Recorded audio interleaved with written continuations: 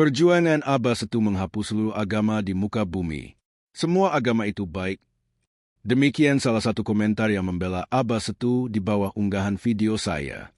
Perlu diingat, beliau sendiri telah menyatakan bahwa semua agama akan habis. Sementara itu, Abba Setu dan si Embasa Eno sedang membangun dakwah untuk memperoleh pengikut agar kembali kepada ajaran leluhur, yaitu agama Budi Kavitayan. Mereka bahkan telah membangun kerajaan kedatuan. Si Embasa Eno di Jawa Timur.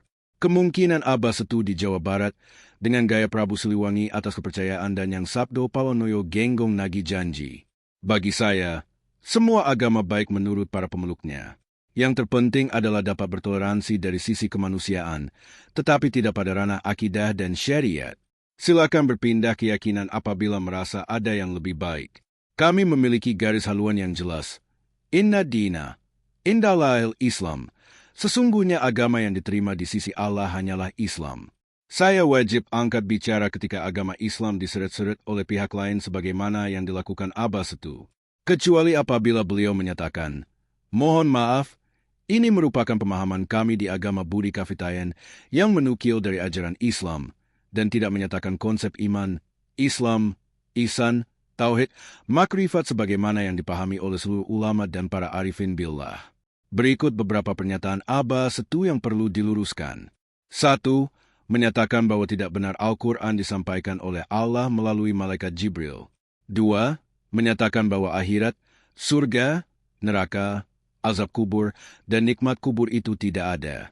Namun di sisi lain beliau juga menyatakan orang yang melaksanakan salat 5 waktu akan masuk neraka, padahal sebelumnya menyatakan neraka itu tidak ada. 3. Menyatakan bahwa Nabi Adam memiliki ibu yang bernama Siti Anisa.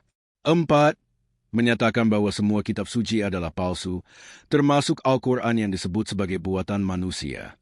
Akan tetapi beliau justru menggunakan ayat-ayat Al-Quran dan hadis Qudsi untuk bertasawuf ala arifin billah. Artinya, ajaran Nabi Muhammad SAW dianggap sebagai kebohongan, dan Allah Subhanahu wa Ta'ala tidak bermaksud demikian terhadap manusia. 5.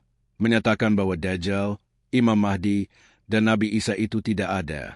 Menurutnya, hal tersebut hanya merupakan perumpamaan atas perbuatan dan sifat-sifat yang ada pada diri kita. 6. Menyatakan secara terang-terangan bahwa pemahaman Nabi Muhammad adalah keliru. 7. Mengait-ngaitkan Nur Muhammad dengan dirinya. Seolah-olah Nur Muhammad pada dirinya lah yang benar. Dengan demikian Abba Setu hendak merevolusi Islam agar menjadi pengikutnya di agama Budi Kavitayan. Beliau menyatakan semua agama akan habis dan kembali kepada ajarannya, yaitu 3C agama Budi dari leluhur Sabdo Palonagi Janji. 8. Mengangkat kembali ajaran Syekh Siti Jenar dan menggabungkannya dengan ajaran Buddha, sebagaimana Syekh Siti Jenar pada masa lampau. 9. Menyatakan bahwa agama Islam yang masuk ke Indonesia merupakan impor budaya Arab. Padahal Nabi Muhammad SAW tidak memasukkan budaya Arab jahiliyah ke Indonesia, melainkan memasukkan akhlak yang mulia dan uswatun hasanah dari diri Nabi sebagai utusan Allah Subhanahu wa Ta'ala. Nabi sendiri bersabda mengenai budaya Arab jahiliyah. Sesungguhnya Islam ini asing bagi kalian wahai bangsa Arab, kelak akan kembali menjadi asing seperti pada masa jahiliyah.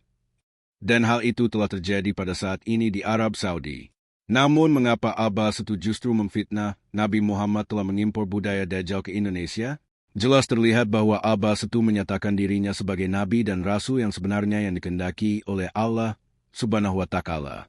Dan mengenai salat, duduk semedi, bukan sebagaimana salat 5 waktu. Beliau berkata, tidak seperti itu salat yang dilakukan Nabi Muhammad. Yang sebenarnya dilakukan beliau adalah duduk semedi. Demikian, naudzubillah min zalik.